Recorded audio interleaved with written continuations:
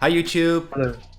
or Hello. watching the video. If you're not watching the live stream right now, then you're watching on YouTube or on Twitch replays, which means that you have to join the next live stream, which is every 2 weeks on a Friday.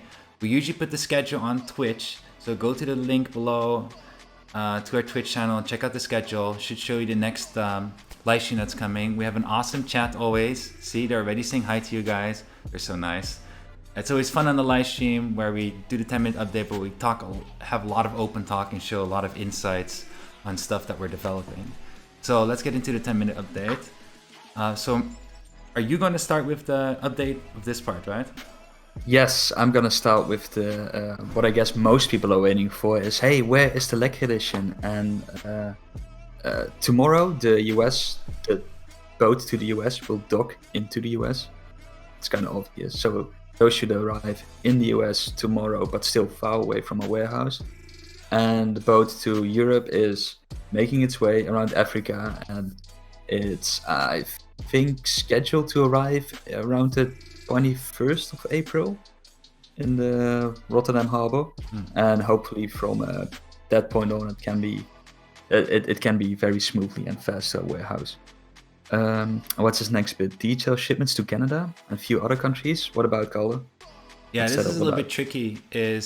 We recently sent out the email to all the international orders, the people being either you live in Canada for Wooting 2 Lekker Edition.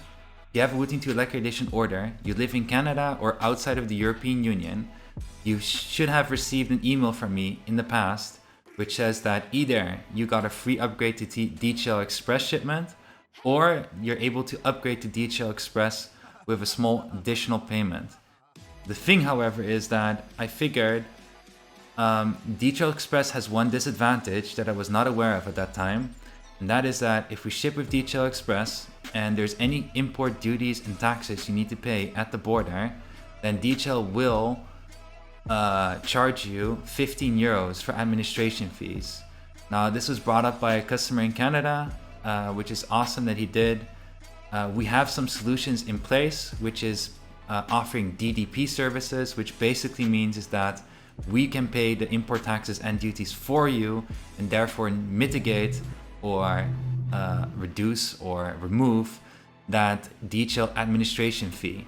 So in that way, you can either you can choose for that option, or what we'll offer is offering the regular postal services, using regular postal services, which will be slower, but there is a chance, right? There's a chance you will surpass or forego import duties and taxes, right?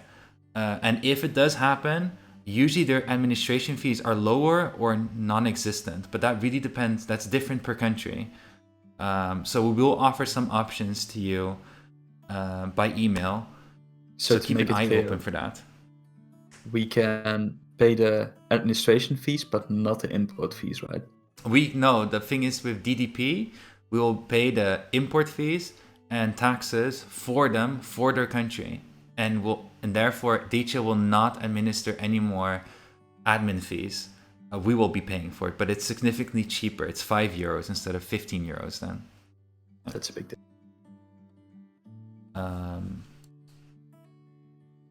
Right. Should I? All right. Okay, Yes, then. go to the next topic. Yes. Yeah. So then we have Wooting 2 HE. So we're still working on the Wooting 2 HE production. The phase we're in right now is there's two things happening at the same time. One is we're doing procurement right now, which means buying all the parts for the production. It is a little bit tricky. We had most of the important parts already, but nonetheless, there are still lead times for some other parts that we did not have prepared yet. And I'm still waiting for the final feedback on all the different parts, because only once I have feedback on the lead times for all the different parts can I settle on a new production date. I don't have it yet. I was expecting to have it by now, but last time they updated me, when I thought I would get it, basically all the lead times were 5 months. Okay? And not shitting you, that's kind of like the standard lead times, but usually when they start doing the procurement for these parts, lead times are much shorter. So now I'm just waiting for the feedback still. We already got into our batch 2 sale, so batch 1 is sold out. There are people from batch 1 canceling now and then. If people from batch 1 cancel, we automatically move people from batch 2 to batch 1. At this moment, we don't have a live view on a per order basis in which batch you are. There's some manual work involved to find that out, so we cannot tell you after if your order is from 18th of March or after. You're probably in batch 2, but you could be in batch 1, and we can't tell right now because you don't have a good solution to view it live right now. However, there's a good chance that if the procurement takes a bit longer than expected, that we might as well just get batch 2 produced at the same time as well, since it will happen on a date which is after the date that we're expecting to receive the sensors, which we cannot modify. So I'll keep you updated on this if it changes. In short, we're trying to produce everything for Wooting 2HE as soon as possible. The other process we're doing at the same time with Wooting 2HE is doing a final round or another round of approvals, which is the EVT, DVT whole thing. We're still at the EVT phase. We got a little bit stuck on the testing phase, but that got solved today. We're going to receive the samples, then DVT will quickly follow afterwards, and then we can get into MP. But we're already doing the procurement, so it's just a formal phase to make sure everything is working as expected. And if you're following Wooting 2HE updates, we're going to throw in one more. The top plate. We fixed the top plate, right? Which was part of the video update. We fixed it, okay? We still need, when we receive the EVT sample, we can double check if it's all according to spec, if it's actually fixed. But according to manufacturer, it's fixed. But we need to double check. So, and if it's not, it can be solved with this manufacturer. It will work out. So that's not a problem anymore. Thank God. Okay. Yeah. Okay, then I'm going to do one more. Is the mousepad desk pads. So small update. We'll probably start selling pre-orders in May, start of May. And that time we'll also have the productions running. We have a final desk pad. Mouse pads I received. I have here. Let's see. Okay, well. No, here. These are. There's still some blemish on these, as in there's stuff that needs to be, slight things that need to be improved. There's some defects on this, but it is when it comes to the surface and everything, it's final. So you can see this is our stamina surface. Let's see. Oh yeah, I can see it from the camera. Yeah. You can see it's a very unique surface. It's a unidirectional surface.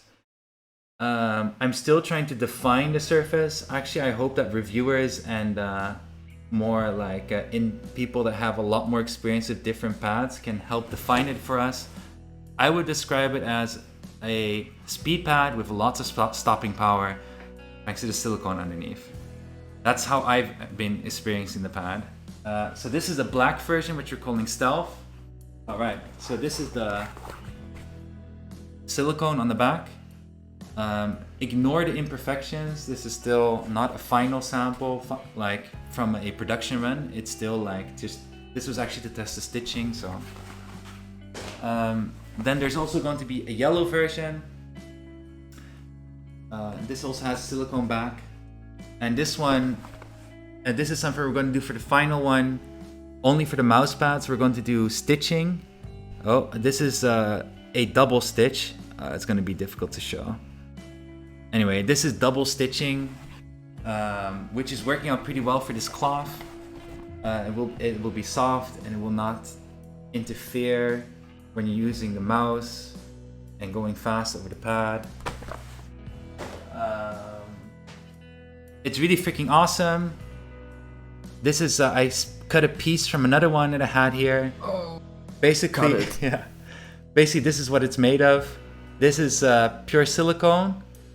This is the stamina cloth in this case, which is a unidirectional cloth.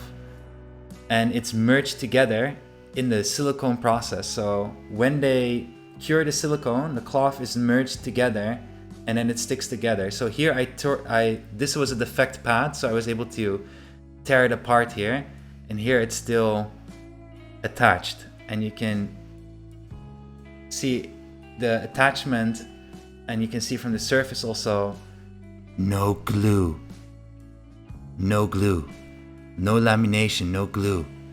So that means that you can throw it in a washing machine, it can take high temperatures, it's very easy to wash and very, very freaking durable. Okay.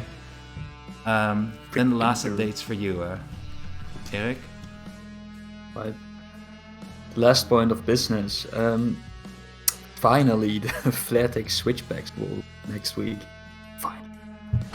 And Jeroen and I will pack them next week and make sure that we can ship them out.